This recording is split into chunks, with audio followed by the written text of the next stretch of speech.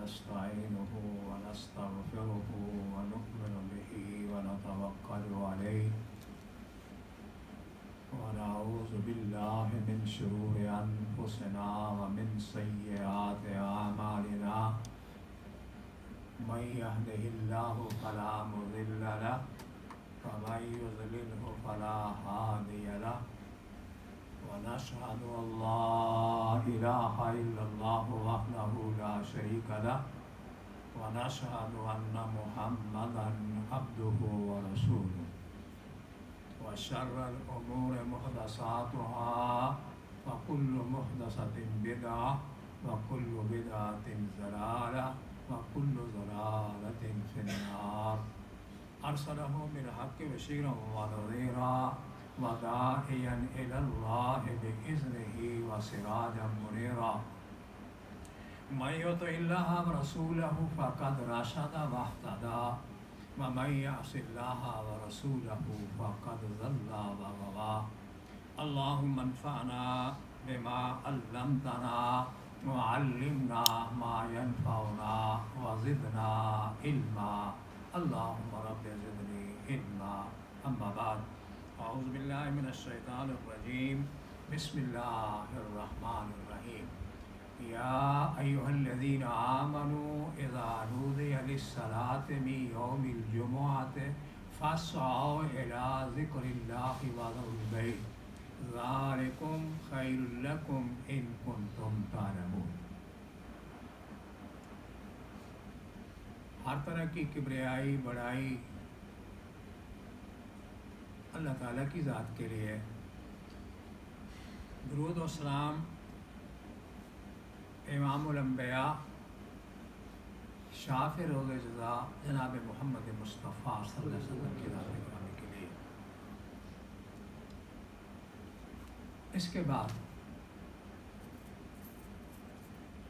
اتفاق کی بات ہے کہ میں مسجد میں جب آیا ہوں تو چند ساتھی موجود تھے، تو میں وضو کرنے کے لیے اوپر گیا تو میں بیٹھا تو میرے ذہن میں آیا کہ آج جمعے کا دن ہے تو میں کیوں نہ اصلاح اعمال کے لیے جمعے کے بارے میں ہی بات کروں.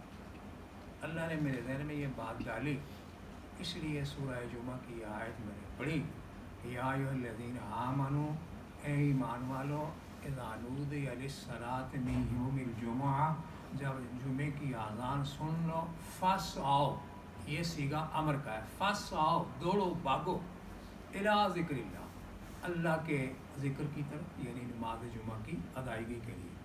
وذروا البیع، اور تمام طرح کا کاروبار خرید و فروخت چھوڑ دو.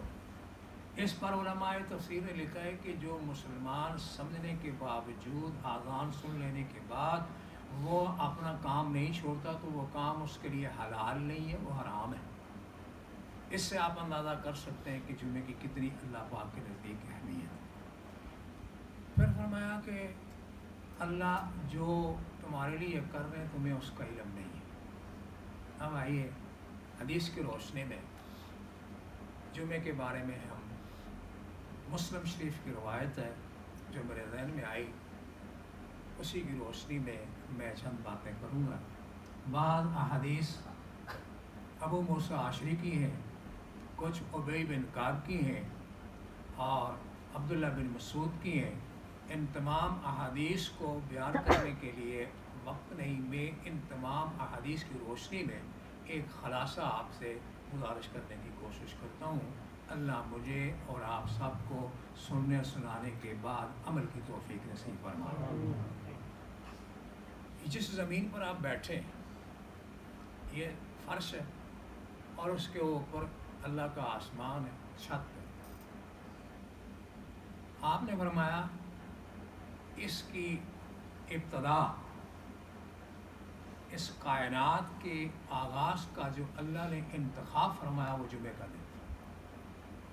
چونکہ 6 دن کے اندر یہ سارا مکمل ہوا تو پھر جس وقت اللہ اپنے کرسی پر تشریف فرما ہوئے تو وہ بھی دن جمعے کا تھا.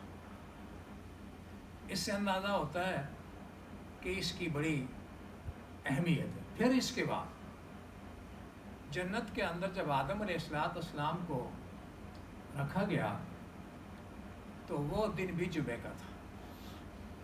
اور ایک درخت کا پھل کھانے سے روکا تھا رب العالمین نے، لیکن وہ کھا بیٹھے. فلما ذاق الشجرہ، جب اس کا پھل کھایا، بدت لہما سوآتہما، وہ پردہ جو اللہ تعالیٰ نے ان کا رکھا ہوا تھا وہ اتر گیا. اب یہ پریشان ہے، اللہ سے معافی مانگ رہے ہیں، لیکن فرمایا اب یہاں تم رہ نہیں سکتے. جس طرح کو غلطی کرے تو اس کو کوئی گرفت ہوتی ہے نا. رب تعالیٰ نے ہمارے بابا کی گرفت فرمائی کہ اب اس جنت میں آپ رہ نہیں سکتے. تو کہاں جاؤں؟ قُلْ اهْبِطُوا مِنْهَا جَمِيعًا وَإِمَّا يَأْتِيَنَّكُم مِّنِّي هُدًى فَمَن تَبِعَ هُدَايَ فَلَا خَوْفٌ عَلَيْهِمْ وَلَا هُمْ يَحْزَنُونَ. اب تمہیں دنیا میں رہنا ہوگا ایک مقررہ وقت تک، اور آپ اپنی مرضی سے دنیا کی زندگی نہیں گزار سکتے. اس کے لیے میں نظام حیات دوں گا، ضابطۂ حیات دوں گا. جو اس کے مطابق عمل کرے گا اور پھر میں اس کو واپس ہی جنت میں لاؤں گا. دعا ہے اللہ ہم سب کو لے لے. میرے خزانے میں تو کوئی کمی نہیں، کرتوت ہمارے پاس کوئی نہیں، پر تیری رحمت کی امید تو ہے نا. جیسے بھی ہیں تیرے نبی کا کلمہ تو پڑھتے ہیں. دوستو بزرگ بھائیوں، جب حبوط آدم دنیا پر ہوا تو حدیث کی روشنی میں وہ بھی جمعے کا دن تھا. پھر اس کے بعد حضرت آدم اور حوا دونوں دنیا پر آنے کے بعد الگ ہو گئے. عرفات کے میدان میں جب ملاقات ہوئی میاں بیوی کی تو وہ بھی جمعے کا دن تھا. اور پھر اسی روز جو حضرت آدم نے دعا مانگی، ربنا ظلمنا انفسنا وَإِن لَّمْ تَغْفِرْ لَنَا وَتَرْحَمْنَا لَنَكُونَنَّ مِنَ الْخَاسِرِينَ، وہ دعا بھی جمعے کے دن ہی قبول ہوئی. پھر مستضاد یہ کہ اللہ کے رسول فرماتے ہیں کہ آدم کی جو زندگی مقرر تھی دنیا میں رہنے کے لیے وہ انہوں نے گزاری، اور جب موت کا وقت آیا تو وہ بھی جمعے کا دن تھا. حضرت آدم علیہ السلام کی پیدائش بھی جمعے والے دن، وفات بھی جمعے والے دن، توبہ کی قبولیت بھی جمعے والے دن. تو ہمیں کیا اس سے سب ملتا ہے کہ لوگوں اس کی قدر کر لیں. یہ بہت بڑی اہمیت والی چیز ہے.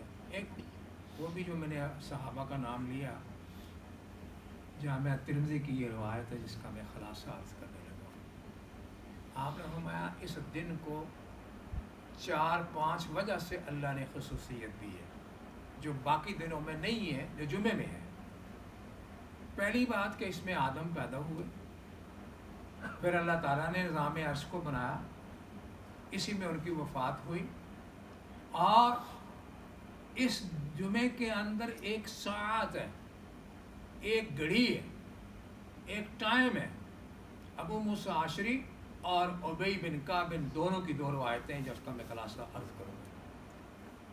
ابو موسیٰ عاشری کہتے ہیں کہ ابی بن کعب نے پوچھا، اور وہ بھی اس وقت جب حضور جمعے کا خطبہ ارشاد فرما رہے تھے. یہی آیت جو میں نے آپ سے سامنے پڑھی، تو اس کے بارے میں آنکھوں سے اشارہ کیا کہ یہ کب اتری اور کہاں اتری میں نے تو سنی ہی نہیں، میں تو آج پہلی بار سن رہا ہوں. تو ابی بن کعب نے آنکھ کے ساتھ ہی اشارہ کیا کہ اس کو چپ ہو جا جب خطیب خطبہ دے رہا ہو. جو آدمی اشارے سے یا بات کرے تو اس نے لغو بات کی ہے، اس نے اپنے جمعے کے ثواب کو ضائع کر دیا. چنانچہ جب فارغ ہوئے تو پھر کہا کہ میں نے ان کانوں سے محمد رسول اللہ کو فرماتے ہوئے سنا ہے کہ جمعے کے اندر ایک ساعت ہے جب ممبر پر امام خطیب بیٹھتا ہے، اس وقت سے لے کر جب کہ نماز کا سلام پھرتا ہے، اس درمیانی عرصے کے اندر جو دعا بندہ اللہ سے کرتا ہے اللہ رد نہیں کرتا، قبول فرماتا ہے. ابی بن کعب کہتے ہیں کہ میں نے رسول اکرم صلی اللہ علیہ وسلم سے یہ سنا کہ دن کی 12 ساعت ہیں، 12 گھڑیاں ہیں، اور اس گھڑی کو آخری گھڑی میں تلاش کرو، یعنی عصر کی نماز سے مغرب تک اس کو تلاش کرو، اور جو دعا مانگو گے اللہ اس کو رد نہیں فرمائے گا. یہی وجہ تھی کہ جبیر بن مطعم رضی اللہ عنہ وہ عصر سے مغرب تک کسی سے بات نہیں کرتے تھے. بیٹھے ذکر اللہ کا کر رہے ہیں، الحمدللہ، اللہ اکبر، سبحان اللہ، لا حول ولا قوت الا باللہ، یا قرآن پڑھ رہے ہیں، تو اس کا ان کو احساس تھا کہ وہ گھڑی ہم سے محروم، اس سے ہم محروم نہ ہو جائیں، اور ہم تو اولن تو ہمیں پتہ ہی نہیں ہوتا، اور بیٹھے مسجد میں ہوتے ہیں، خیال منتشر ہوتے ہیں، تجربے کی بات کرنا، ہو سکتا ہے ایسا نہ ہو، لیکن اکثر شیطان انگیخت کرتا ہے نماز کی حالت میں، انہونی باتیں یاد کراتا ہے، اور وہ اس کا حل محمد الرسول اللہ نے فرمایا جب تم وسوسوں کا شکار ہو جاؤ تو 3 دفعہ اعوذ باللہ من الشیطان الرجیم پڑھ کر اپنے دل پر تھو تھو کرو، اور شیطان تعوذ پڑھنے سے بھاگ جائے گا، پھر وہ آپ کی نماز کے اندر کوئی خلل نہیں ڈال سکے گا۔ اللہ بڑا مہربان ہے، کتنا ایک مہربان ہے، اس سے آپ اندازہ کر لیں کہ رسول اللہ کی ایک حدیث ہے جو آپ نے کئی بار سنی کہ اللہ اپنے بندے سے ماں کے مقابلے، جس طرح ماں اپنے بیٹے سے، اولاد سے محبت کرتی ہے، 70 گنا زیادہ اللہ تعالیٰ اپنے بندے کے ساتھ پیار کرتے ہیں کہ اس کو پریشانی نہ ہو، تو اس کو یعنی محبت کرتے ہیں۔ اب اس محبت کا یہی اندازہ ہے کہ ساتھ ایسی رکھی اللہ نے، موقع رکھے، جس طرح رمضان میں ایک رات ہے، 1000 مہینے کا ثواب ہے، ایک موقع ہے، اسی طرح عشرہ محرم میں یا عشرہ ذی الحجہ میں یہ چھوٹے چھوٹے موقع اللہ پاک دیتے ہیں۔ اب اس کو بھی یوں سمیٹ لیتے ہیں بات کو، اللہ تعالیٰ ہدایت دے، اس کو پتہ ہے اس کو کچھ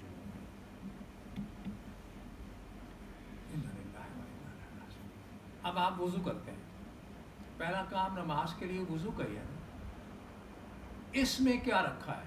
ہاتھ دھوتے ہیں، ہاتھوں کے گناہ معاف، کلی کرتے ہیں، کلی کے گناہ معاف، ناک میں پانی ڈالتے ہیں تو وہ گناہ معاف، اور جب چہرہ دھوتے ہیں تو آنکھوں نے جو غلط دیکھا ہوتا ہے اللہ وہ معاف کر دیتے ہیں، آپ اپنی کوریوں تک بازو دھو کر جب سر کا مسح کرتے ہیں تو اللہ تعالیٰ انہونی سوچیں جو آتی ہیں وہ معاف کر دیتے ہیں، اور پھر جب آپ وضو مکمل کرتے ہیں تو کچھ پڑھتے ہیں، وہ کیا ہے؟ اشہد ان لا الہ الا اللہ وحدہ لا شریک لہ واشہد ان محمدا عبدہ ورسولہ اللہم اجعلنی من التوابین واجعلنی من المتطہرین۔ تو پھر کیا ہوتا ہے؟ رسول اللہ کے فرمان کی روشنی میں آپ کے لیے جنت کے دروازے کھول دیے جاتے ہیں، ظاہری پاکیزگی یہ ہو گئی، سنت کے مطابق نماز ادا کی، اندر کی پاکیزگی وہ ہو گئی، اور اس ساتھ کے اندر جو دعا مانگی وہ قبول ہو گئی، انسان جنتی بن گیا۔ اب کب؟ اس پر تھوڑی سی محنت کی ضرورت ہے، بغیر محنت کے کوئی چیز آپ حاصل نہیں کر سکتے۔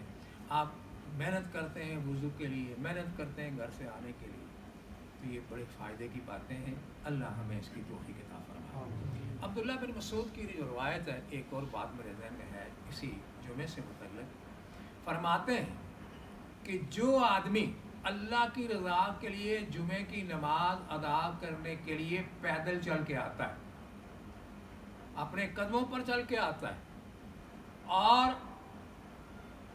مسجد میں آ کر 2 رکعت، جس کو آپ تحیۃ المسجد کہتے ہیں، تحیۃ المسجد ادا کرتا ہے، تحیۃ المسجد ادا کرنے کے بعد کوشش کرتا ہے کہ خطیب کے قریب ہو کے بیٹھے، اور اب بڑی توجہ کے ساتھ خطبہ سنتا ہے، خطبہ سننے کے بعد وہ دعا بھی مانگتا ہے، جس طرح وہ گڑی ہے دعا مانگتا ہے، پر اس کو جو اللہ اجر دیتے ہیں، بے کل خطواتن، ایک قدم کے بدلے اللہ اس کو 10 نیکیاں عطا کرتے ہیں، اور 10 سے بڑھا کر کئی ہزار نیکیاں عطا فرماتے ہیں۔ فائدے کی بات ہے۔ آپ ہم آتے ہیں تو ہماری گپیں ہوتی ہیں، ضروری کوئی بات ہے تو کر سکتا ہے، لیکن فضول ہماری باتیں ہوتی ہیں۔ تو فرمایا جو اللہ کی رضا کے لیے قدم اٹھا کے آتا ہے، مسجد میں آ کے بیٹھتا ہے، تحیۃ الوضو ادا کرتا ہے، اور ڈرتے ہوئے اللہ کے سامنے اللہ اکبر کھڑا کہہ کر کے کھڑا ہوتا ہے، اس کو اس کے آنے کے ایک قدم کے بدلے میں اللہ 10، اور واللہ یضاعف لمن یشاء، جتنی اس کی نیت خالص ہوگی اتنا اللہ اس کو ثواب زیادہ عطا فرمائے گا۔ ایک اور بات، آپ نے یہ تو سنا ہے نا کہ جمعے والے دن سورۃ کہف پڑھتے ہیں، کتنے ہیں جو پڑھ کے آئے؟ ہمارے حدیث ہے بس اتنا اشارہ میرا کافی ہے، اللہ اصلاح کی توفیق دے۔ رسول اللہ نے فرمایا جو آدمی جمعے والے دن صبح کے وقت یعنی جمعے سے پہلے سورۃ الکہف پڑھتا ہے تو اس سورت کے پڑھنے کی برکت سے اللہ اس کو نور عطا فرماتے ہیں، اور اس جمعے سے لے کر آنے والے جمعے تک اس کے سارے گناہ اللہ معاف کر دیتے ہیں سوائے شرک کے۔ اگر سچی توبہ کرے گا تو اللہ وہ بھی معاف کر دے گا۔ اس لیے محنت کیا کرو، تھوڑی سی سورۃ الکہف پڑھا کرو۔ پھر فرمایا جو رات کو پڑھتا ہے اس کے لیے جتنا حضور نے فرمایا یہاں سے یعنی جہاں حضور تھے مدینہ، مکہ کتنا دور ہے؟ فرمایا جتنا مدینہ سے مکہ دور ہے اتنا اللہ اس بندے کو سورۃ الکہف پڑھنے کی برکت سے نور عطا فرماتا ہے، اور اس نور کی وجہ سے اس کے سینے کو اللہ سکون اور منور کر دیتے ہیں، جس کا نتیجہ یہ ہوتا ہے کہ وہ دنیا کی بھول بھلیوں سے الگ ہو کر صرف وہ اللہ کا بندہ بن کے رہ جاتا ہے۔ تو یہ کام ہے جو ہمارے کرنے کے ہیں، اگر ہم کریں گے تو ہمارا اپنا فائدہ ہے۔ یہاں کون رہے گا دنیا میں؟ کتنے آئے بڑے بڑے، علامہ احسان علی ظہیر جس کا طوطی بولتا تھا، کہاں ہے؟ میں کہتا ہوں اس سے پڑھ کر اور بھی دیکھ لیں۔ ابھی ریسنٹلی آدمی صاحب انڈیا کے جو ہندوؤں سے مسلمان ہوئے تھے اور پھر اللہ نے ان کو توفیق دی، وہ مدینہ یونیورسٹی چلے گئے، وہاں انہوں نے جامعہ اسلامیہ سے فرسٹ پوزیشن میں پاس کیا وہ کورس، پھر اس کے اچھے قابل ہونے کی وجہ سے سعودیہ نے ہی ان کو وہاں رہنے کی اجازت دے دی اور وہ وہاں پڑھاتے ہیں۔ اور ایک وقت آیا کہ آج سارے انا للہ و انا الیہ راجعون کیا ہے؟ اس سے پڑھ کر رسول اللہ کو دیکھیں، آدم سے لے کر جناب رسول اللہ تو انبیاء کو دیکھ لیں کہاں ہیں۔ حضرت داؤد علیہ السلام نے جب اسرائیل آیا تو کہا ابھی 40، آدم علیہ السلام نے جب اسرائیل آیا جان نکالنے کے لیے تو آدم علیہ السلام نے کہا ابھی 40 سال میرے باقی ہیں زندگی کے، یہ دنیا بڑی پیاری ہے، رہنے کو بڑا جی کرتا ہے۔ اسرائیل واپس گیا، یا اللہ وہ تو مرنے کے لیے تیار نہیں، وہ کہتا ہے 40 سال میرے باقی ہیں اور تو نے مجھے پہلے بھیج دیا۔ فرمایا جاؤ اس کو کہو کہ جب میں نے انبیاء کی تیرے ساتھ ملاقات کرائی تھی اور داؤد کو دیکھ کر تو نے پوچھا تھا کہ مجھے بڑا خوبصورت لگتا ہے، اس کی عمر کتنی ہوگی؟ تو میں نے کہا تھا 60 سال۔ اللہ فرماتے ہیں میں نے کہا تھا 60 سال، اور اے آدم تو نے کہا تھا میری عمر سے 40 سال اس کو دے دو، کم از کم 100 سال تو رہ رہے۔ کیسے ہوا تھا کہ نہیں؟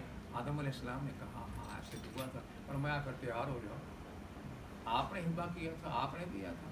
فرمایا اگر آدم موت پر افسوس نہ کرتے تو دنیا پر کوئی افسوس نہیں۔ تو سو کہنے کا مدعا یہ ہے کہ سب چلیں گے، ہم نے بھی جانا ہے۔ وہ مولانا علی محمد شمسام اللہ ان کو جنت نصیب فرمائے، ان کا منظوم پنجابی میں بھی ہے، زیادہ تر پنجابی میں ہی ہے۔ وہ کہتے ہیں بڑے بڑے راجیاں نوں موت نے بروڑیا، جس اوپر دل آیا اوہو پھل توڑیا، ہرے بڑے باغ ایک دن ہون ویران ہوئے، بندیا جہان اتنے رہنا نہیں انسان، اور ایک دن ہونا قبر نشان۔ اس کا یہ ہے کہ بڑے بڑے آئے چلیں گے، سب نے جانا ہے، اور جس وقت اسرائیل آتا ہے تو وہ نہ نبی کو دیکھتا ہے، نہ ولی کو دیکھتا ہے، نہ چھوٹے کو دیکھتا ہے، نہ باپ کو دیکھتا ہے، نہ ماں کو دیکھتا ہے، وہ لے کے چلا جاتا ہے۔ رسول آخری بات کرتا ہوں، رسول اکرم صلی اللہ علیہ وآلہ وسلم کے ایک صحابی تھے، تو ان کے عرصے کے بعد بچہ ہوا، اللہ کی قدرت وہ بیمار ہو گئے۔ لوگ آئے کیا بچے کا کیا حال ہے؟ کوئی شکوہ نہیں، کوئی گلہ نہیں، کہتا ہے الحمدللہ اللہ کا شکر ہے، اسی نے دیا ہے وہی سے دینے والا ہے۔ قدرت خدا کی اس کا وہ وقت آ گیا جو ہم سب کا موت آ گئی، اسرائیل نے جان نکالی۔ اسرائیل جب اللہ کے دربار میں حاضر ہوئے تو فرمایا تو نے میرے بندے کا لخت جگر اس سے چھینا ہے تو اس کو کس حال میں پایا ہے؟ کہا یا اللہ وہ بڑا صابر ہے، وہ اس وقت بھی کہہ رہا تھا الحمدللہ دینے والا رب ہے، لینے والا رب ہے، وہ اس میں خوش ہے، میں خوش ہوں۔ حضور فرماتے ہیں حکم ہوا ابنوا لہو بیتن فی الجنہ، اس کے لیے اس بندے نے جو صبر کیا اور میری تقدیر پر، میرے قانون پر راضی رہا، اس کے نتیجے میں جزا کے طور پر اس کے لیے جنت میں اس کے لیے گھر بناؤ، مسمو اور نام رکھو اس گھر کا بیت الحمد۔ حمد یہ وہ گھر ہے جس نے اللہ کی دل کی گہرائیوں سے تعریف بیان کی، خدا نے اس کے لیے یہ گھر بنوا دیا۔ تو معلوم یہ ہوا کہ اگر ہم صحابہ کی زندگیوں کا مطالعہ کریں اور انہوں نے جو سیکھا تھا رسول محترم صلی اللہ علیہ وسلم سے سیکھا تھا، اگر ہم اس کو اختیار کر لیں اور اپنی زندگیوں کے اندر تبدیلی لانے کی کوشش کریں، اور میرا ایمان ہے آپ کا بھی یقیناً ایمان ہوگا، ہر ایک چاہتا ہے کہ جب میں یہاں سے جاؤں تو مجھے ایمان نصیب ہو۔ جو نہیں چاہتا آپ کھڑا کریں، سارے چاہتے ہیں، لیکن اس ایمان کے حصول کے لیے محنت کی ضرورت ہے، اس کلمے کو مفہوم کے سمجھنے کی ضرورت ہے۔ میں نے خطبہ عید میں کہا تھا یہ جو تسبیحیں آپ پڑھتے ہیں نا، اللہ اکبر، لا الہ الا اللہ واللہ اکبر، اللہ اکبر وللہ الحمد، میں نے اس کا ایک خلاصہ آپ کے سامنے رکھا تھا، جن کو جو موجود تھے یاد ہوگا کہ اللہ اکبر پہلے فرشتوں نے کہا، جب فرشتوں کی زبان سے ابراہیم خلیل اللہ نے سنا تو انہوں نے کہا تھا لا الہ الا اللہ واللہ اکبر، کہ تیرے سوا کوئی نہیں، سب بڑائیاں تیرے لیے۔ اور ابراہیم کی زبان سے جب بیٹے اسماعیل نے سنا تو اس نے کہا تھا اللہ اکبر وللہ الحمد، اللہ کے لیے بڑائی ہے، سب تعریفیں اللہ کے لیے۔ اگر ان چیزوں پر غور کریں، عمل کرنے کی کوشش کریں تو میرا ایمان ہے اللہ تعالیٰ یقیناً رحم فرمائے گا، اور وہ رحم فرماتا ہے، اس کی توفیق سے ہی تو ہم مسجد میں آئے۔ اگر وہ توفیق نہ دیتا تو ہم مسجد میں نہیں آ سکتے تھے۔ اس لیے حضور فرمایا کرتے تھے وما توفیقی الا باللہ علیہ توکلت والیہ انیب، میری کوئی طاقت نہیں، جو کچھ ہے اللہ تعالیٰ کی طرف سے، اور اللہ تعالیٰ کی توفیق، اور میں اسی پر بھروسہ کرتا ہوں اور اسی کی طرف ہم نے لوٹ کر جانا ہے۔ تو یہ چند باتیں تھیں، اللہ سے دعا ہے اللہ میرے آپ سب کے گناہ معاف فرمائے، بیماروں کو شفا کاملہ اللہ عطا فرمائے، جو ہمارے ساتھی ہم سے جدا ہو گئے اللہ سب کو جنت الفردوس میں جگہ نصیب فرمائے، اور جو ہم زندہ ہیں ایمان والی اسلام والی زندگی اللہ پاک عطا فرمائے، محتاج کر کے یا اللہ نہ مارنا، مرتے وقت کلمہ طیبہ لا الہ الا اللہ محمد رسول اللہ نصیب کرنا، وآخر دعوانا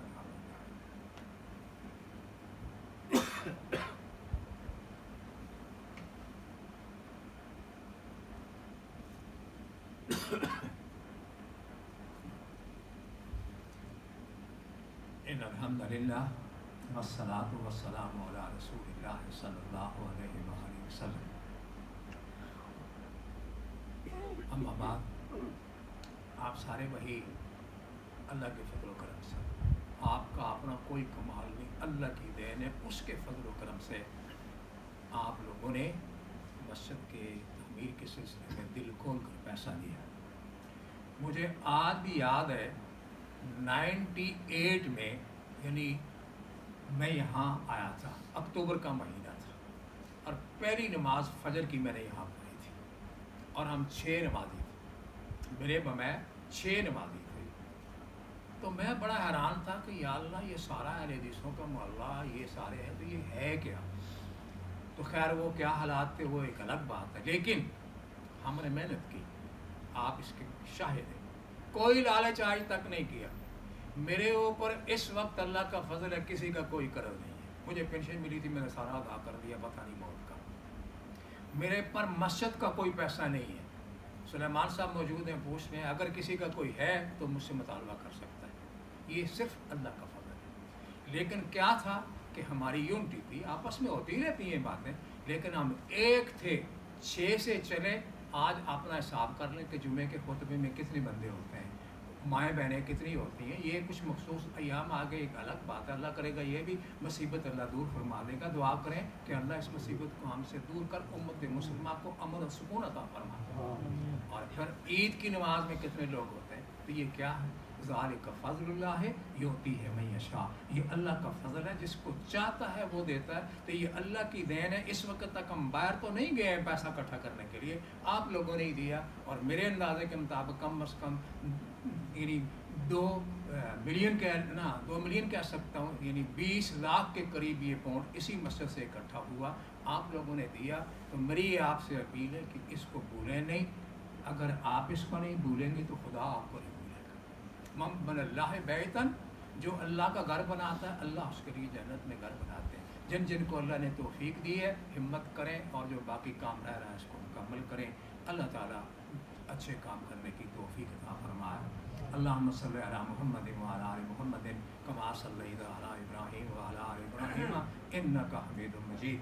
اللہم بارک علی محمد وعلی آل محمد کما بارکت علی ابراہیم وعلی آل ابراہیم انک حمید مجید۔ اللہم انصر الاسلام والمسلمین، اللہم اعز الاسلام والمسلمین، اللہم اخذل الشرک والمشرکین ودمر اعداء الدین، اللہم شدد شملہم ومزق جمعہم وخرب بنیانہم ودمر دیارہم وزلزل اقدامہم، اللہم انزل بہم باسک الذی لا تردوہ عن القوم المجرمین، ربنا افرغ علینا صبرا وثبت اقدامنا وانصرنا علی القوم الکافرین، ربنا تقبل منا انک انت السمیع العلیم وتب علینا انک انت التواب الرحیم برحمتک یا ارحم الراحمین۔